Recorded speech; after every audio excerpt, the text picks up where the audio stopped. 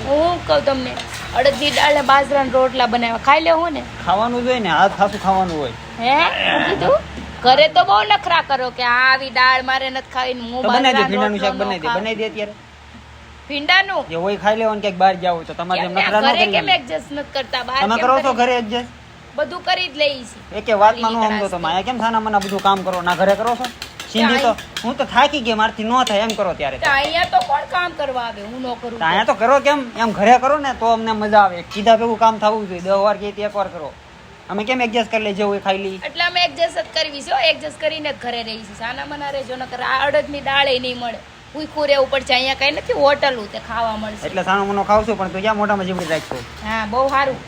મોઢામાં જીબડી રાખીને ખવડાય ને તો આમ પેટ ભરાય અમારું તો થોડું સમજ્યા અડધું તો આમને ભરી જો તમે બસ હવે કીધું. ખાઈ લો શાંતિથી નકર એમને પેટ ભરાઈ જાય બાધી બાધીને એ તો કહું છું બસ ઈ જ કરવા આવ્યા છીએ અહીંયા આપણે આ તમને અહીંયા જળજીવડીમાં જ રાખ દેવા છે. હું નેરામ ના યા કર્યું મારે બીજું કઈ કામ ના ના કરજો હા